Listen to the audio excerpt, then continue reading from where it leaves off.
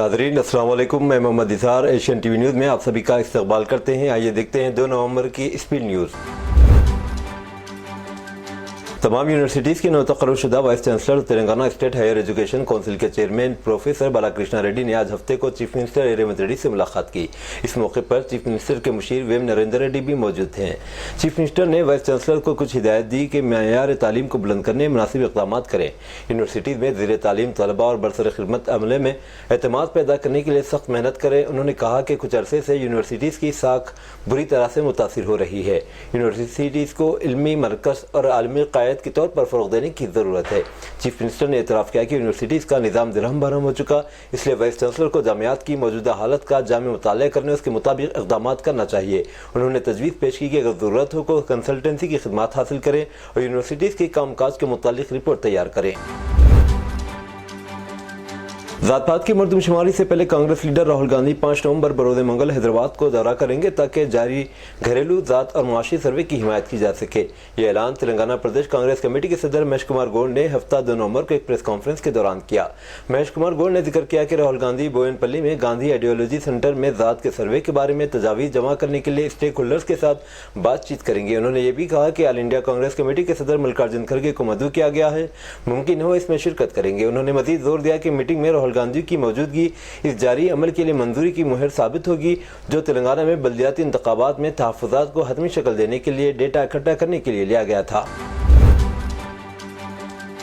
तेलंगाना के वज़ीर पोंगुलेटी श्रीनिवास रेड्डी ने हफ्ता 2 नवंबर को चीफ मिनिस्टर रेवंत रेड्डी की क़यादत के बारे में क़यास आराइयों पर रद्द-ए-अमल ज़ाहिर किया और जोर देकर कहा कि अगले इंतखाबात तक चीफ मिनिस्टर की पोजीशन में कोई तब्दीली नहीं होगी।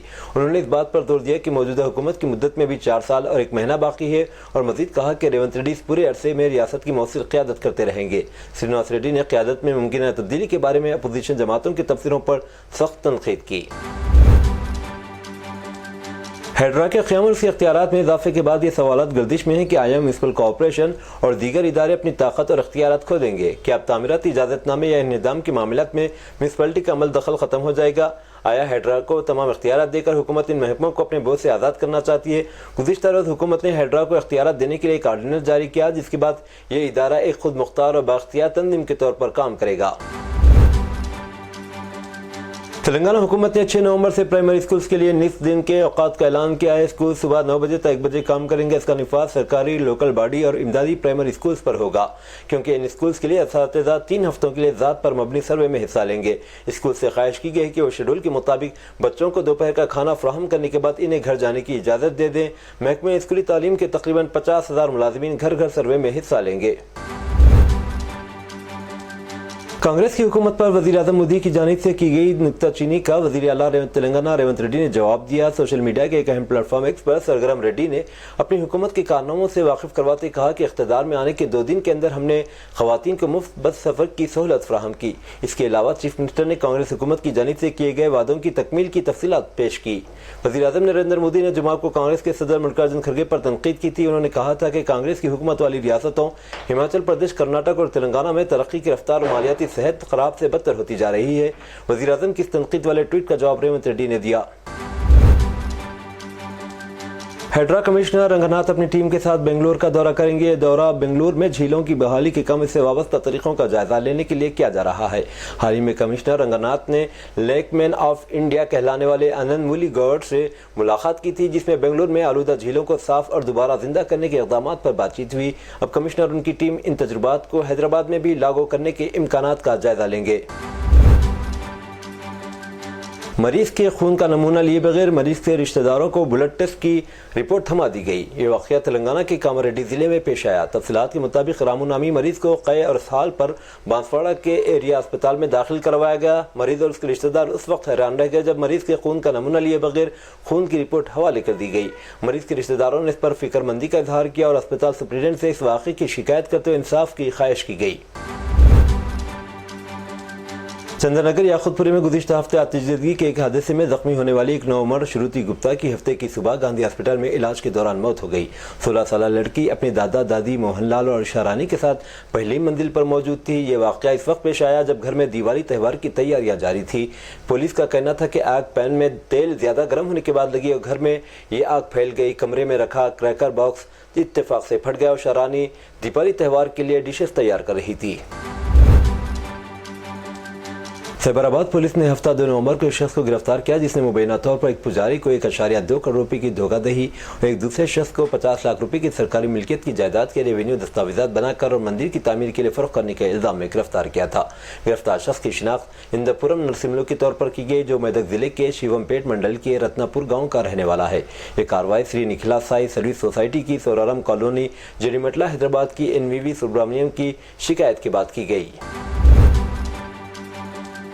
लंदन से हिंदुस्तान का मुख्तसर दौरा इस नौजवान के लिए आखिरी साबित हुआ जो बरतानिया की एक यूनिवर्सिटी में MBA कर रहा था। इसकी मौत सड़क हादसे में इस वक्त हुई जब इसकी बाइक कोम्पली पुलिस स्टेशन की हदूद में हफ्ते की अवलीन सातों में हादसे का शिकार हो गई। वेलदुर्ती मंडल के आर्यगुड़म के रहने वाले विनावरम साई किशोर रेड्डी BRS लीडर विनावरम महिपाल रेड्डी के बेटे थे। रेड्डी के 2 बेटे और एक बेटी थी। जब इसने अपनी बेटी की शादी कर दी तो इसके दोनों बेटे बैरून मुल्क तालीम हासिल कर रहे थे। किशोर जो लंदन में MBA कर रहा था, अक्टूबर में अपने खानदान के साथ दशहरा और दिवाली मनाने के लिए हिंदुस्तान वापस आया। ताहम वो जुमा की रात कोम्पली में अपने एक दोस्त से मिलने गया जहाँ इसकी मौत हो गई। किशोर एक हफ्ते में लंदन वापसी की तैयारी कर रहा था। तेलंगाना के जिले सूर्यापेट में पेश आया सड़क हादसे में 30 अफराद जख्मी हो गए। यह हादसा जिले के कुदाटाउन के कंगामागुड़म इलाके में इस वक्त पेश आया जब कौमी शाहरा पर 2 बसों का तसादुम हो गया। जराये के मुताबिक हैदराबाद से विजयवाड़ा जाने वाली TGRTC की आज सुबह बस सड़क हादसे के किनारे एक ठहरी एक प्राइवेट ट्रैवल्स की बस के पीछे से टकरा जाने से 30 अफराद जख्मी हो गए। जख्मियों में 4 की हालत तशवीशनाक है। पुलिस ने मौके पर पहुंचकर 108 की मदद से जख्मियों को कुदार के सरकारी अस्पताल मुंतकिल किया। कौमी शाहरा पर सड़क हादसे की वजह से कई किलोमीटर तक ट्रैफिक में खलल पड़ा। तेलंगाना में सर्दी की लहर में इजाफा दर्ज किया गया। हफ्ता 2 नवंबर की सुबह अवलीन सातों में रियासत के कई हिस्सों में दर्ज हरारत में कमी और सर्दी में इजाफा हुआ। मकामात बिलखुसूस मुत्तहिदा करीमनगर जिले में बेशतर इलाकों में कोहर देखी जा रही है। पिद्दापल्ली और सुल्तानाबाद में कोहर की वजह से गाड़ी सवारों को सड़कें नजर नहीं आ रही थी, जिससे गाड़ी चलाने वालों को मुश्किलात का सामना करना पड़ा।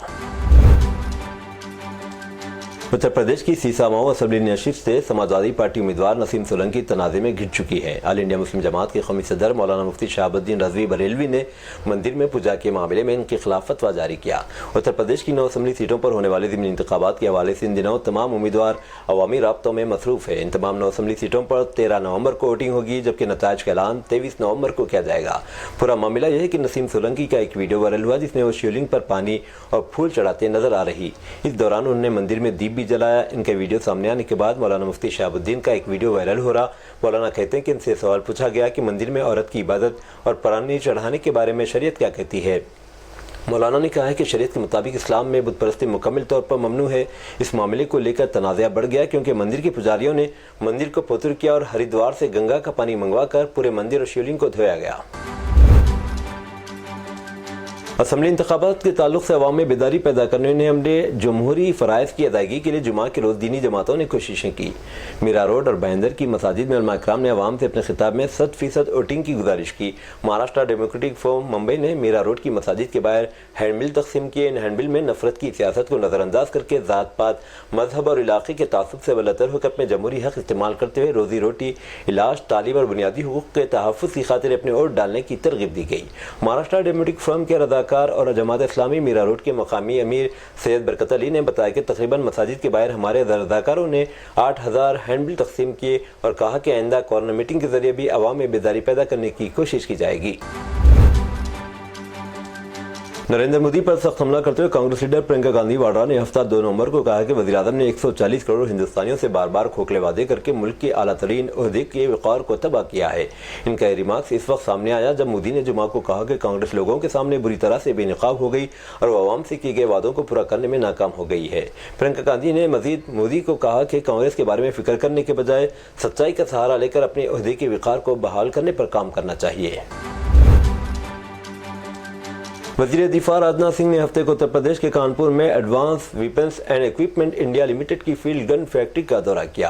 ये फैक्ट्री मुख्तलिफ तोपों और टैंकों में शमूल टैंक और धनुष बंदूकों के बैरल और ब्रेक असम्बलिंग की तैयारी में महारत रखती है। دورے کے دوران وزیر دفاع نے اپنے اہم مقامی دفاعی صلاحیتوں کا جائزہ لینے کے لیے ہیٹ ٹریٹمنٹ اور فیکٹری کی نیو اسمبلی شاپ سمیت اہم سہولیات کا معائنہ کیا۔ وزارت دفاع کے بیان کے مطابق ان کے ساتھ سیکریٹری دفاعی پیداوار سنجیو کمار، سیکریٹری محکمہ دفاع R&D اور چیئرمین DRDO ڈاکٹر سمیر کامت موجود تھے۔ وسطی کشمیر کے ضلع سری نگر کے خانیار کے کھار محلے میں ہفتے کی صبح تلاشی آپریشن کے دوران سیکورٹی فورسز ملیٹنٹوں کے درمیان گولیوں کا تبادلہ ہوا۔ کشمیر زون پولیس نے ایکس پر ایک پوسٹ کے ذریعے جانکاری فراہم کرتے ہوئے کہا، ضلع سری نگر کے خانیار علاقے میں محاصرے اور تلاشی آپریشن کے دوران گولیوں کا تبادلہ ہوا۔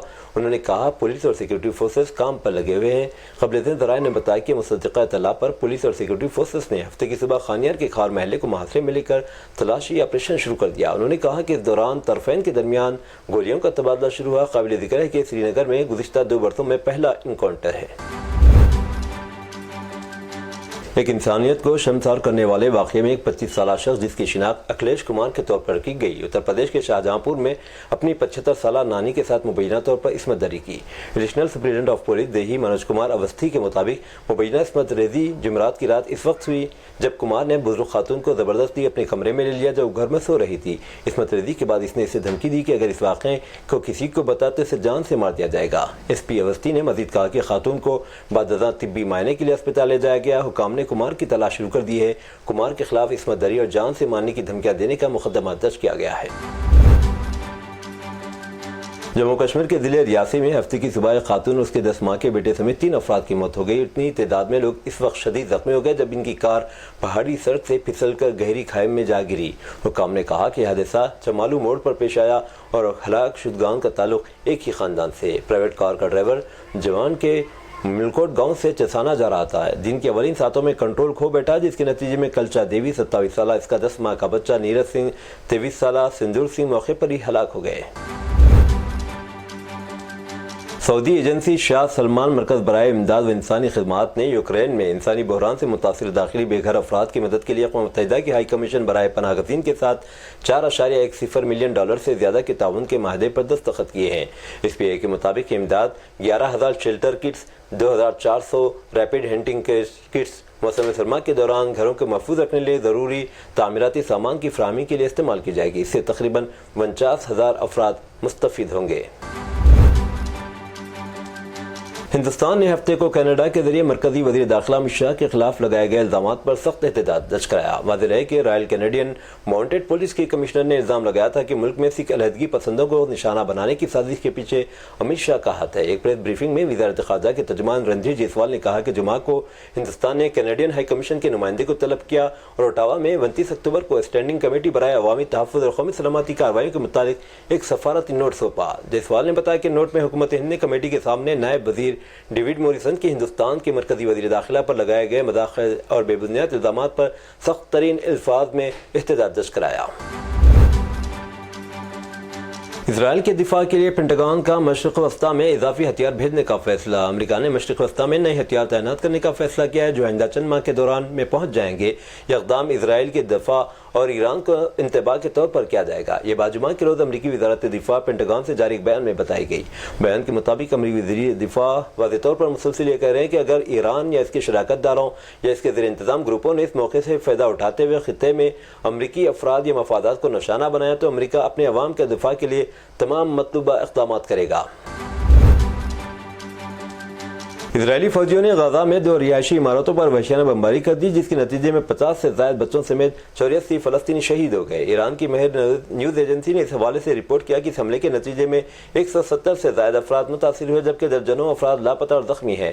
بیان میں کہا گیا کہ یہ 84 افراد کو شہید کیا گیا جبکہ اسرائیل کی مسلسل بمباری کے نتیجے میں علاقے میں سول ڈیفنس کا عملہ، طبی خدمات یا دیگر امدادی خدمات دستیاب نہیں ہے۔ مزید بتایا گیا کہ شمالی غزہ میں صحت کا نظام تباہ ہو چکا ہے اور ہسپتال بند ہیں۔ فتح اور حماس کی خصوصی ملاقات آج ہفتے کے روز قاہرہ میں ہو رہی ہے۔ ملاقات میں غزہ کی پٹی کے مستقبل پر بات چیت ہوگی۔ فلسطینی صدر محمود عباس اتوار کو قاہرہ کا دورہ کریں گے جہاں وہ مصری ذمہ داروں سے ملاقات کریں گے۔ ایک فلسطینی ذرائع نے العربیہ نیوز چینل کو بتایا کہ فلسطینی تنظیم تحریک فتح تحریک کا ایک وفد مصری دارالحکومت قاہرہ پہنچا ہے۔ یہاں وہ مصر کی سرپرستی میں حماس کے نمائندوں سے ملاقات کرے گا۔ فریقین کے بیچ مصالحت اور غزہ کی پٹی کی صورتحال پر زیر بحث آئے گی۔ یہ تھی ناظرین آج کی اسپی نیوز. دیجیے اجازت محمد اظہار کو. ملتے ہیں اگلے اسپی نیوز میں. تب تک کے لیے ہمارے channel Asian T V news کو لائک، شیئر اور سبسکرائب کرنا نہ بھولیں. اللہ حافظ.